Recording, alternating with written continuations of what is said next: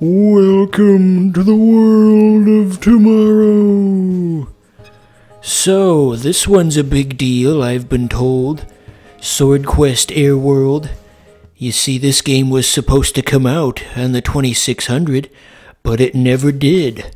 We're in the presence of an unreleased game that is now playable for the first time ever. Bask in its glory, you ingrate. And it's also a Zelda clone, I guess. That other segment was just to introduce things. Look at us go. Gosh, there sure were a lot of Zelda clones back then. There was Adventure, and there was Secret Quest, and there was all the Sword Quest type games. You know, there's an interesting history behind this franchise, the Sword Quest franchise, because back many decades ago, Atari had a big fat contest where there were secrets hidden in all the Sword Quest games. And the first person who could compile all of the secrets, they could win fabulous prizes, you see. I do believe one of the prizes was an emerald medallion. So not just a bunch of cheap China plastic or other novelty items, but actual prizes with a monetary value, precious gems and what have you. I can only imagine what they spent on such a promotion. Anyway, that really happened. Yep, but I don't know. I'm assuming there would have been a contest to go with Sword Quest Air World as well, but since it never came out, that never happened. Don't frickin' ask me how the inventory system in this works. I do like how they have a cutscene for walking through doorways. Very Resident Evil. Perhaps this is where Resident Evil got the idea. Well, not this game specifically, but maybe one of the other Sword Quests. I can picture the interview now. How did you come up with the idea of opening doors in Resident Evil? And then the translator. Well, back in the day, we played... okay, this joke sucks ass. Let's not even finish that. Anyway, so this seems rather reminiscent to that popular phone game from 2014. Remember that one? Isn't it wild that the creator of that game had to stop making stuff because he was getting death threats over his humble phone game? What is he talking about? What in the world is he on about? Anyway, it was actually really difficult to get that horsey up in the air. So, let's try something a little easier. Like Breakout. Any old fool could do this. It takes a special kind of stupid to fail at this game. If you can't figure out the rules of this one, you might as well sign up to be on the Chimp channel. So, this is supposed to be a reimagining of Breakout, but to be honest, I don't really see that many difference. I mean, perhaps aesthetically there's a slight difference. Kinda looks reminiscent of something you'd get on Steam for $15 in 2011. Functionally, however, there's really no change.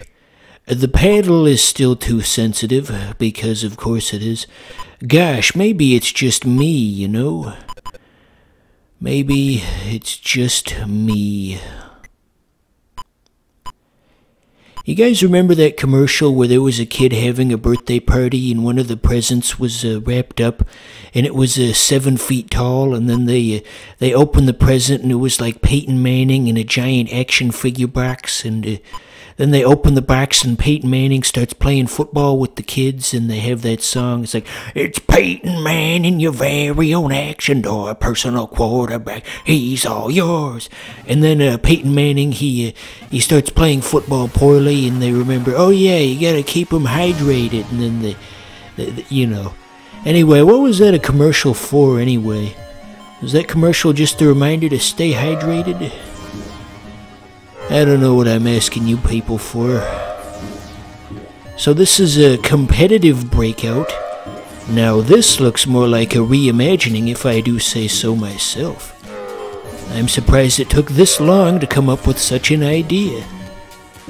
Making things multiplayer is a quick and easy way to extend the replay value of any old garbage. Not that this is garbage necessarily. So Christmas is coming up, how about that? 9 days away. YouTube recommended me a band the other day, a jazz band, and they did a cover of a Christmas song. They were called Uncle and the Bacon. Yeah, good stuff. Look them up.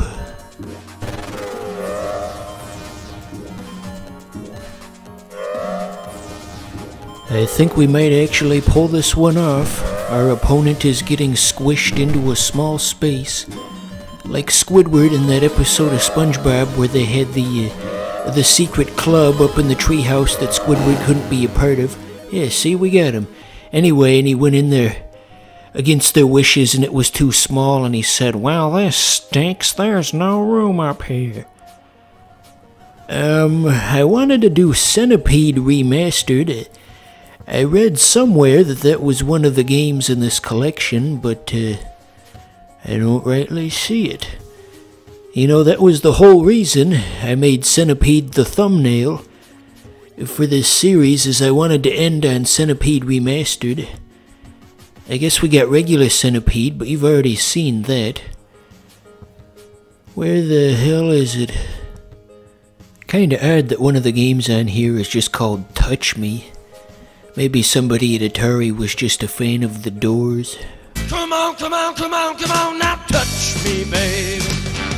Can't you see that I am not afraid? Anywho, I guess as a compromise, we'll do Yar's Revenge yet again. For those of you keeping track at home, this is the third time in the history of this channel this game's made an appearance. Although this one has a bit of a facelift. The original was a bit difficult to look at, especially on YouTube because the squares move around so fast that they're kinda hard to capture, and even when you record in 60 FPS there's a bit of a flashing effect with the squares that doesn't quite appear in the original game. It can be a bit of a pain to people who are sensitive to flashing imagery, but thankfully this game doesn't have that. Much easier on the eyes. Just like Jessica Alba. What an odd thing to say. So anyway, rules-wise, there really aren't any changes here. You just gotta line things up and then you fire the missile. I think I made that joke last time too. So yeah, the creator of Yar's Revenge, Scott Warsaw, or whatever his name was, he came up with all this elaborate backstory about what all the aliens do, and they all have their own unique names, and you've got like the Gorfons and the spot flies or something to that effect. Somebody out there really cared about old Yar's Revenge. An inspired idea that couldn't quite be brought to its full potential due to the limitations of the time.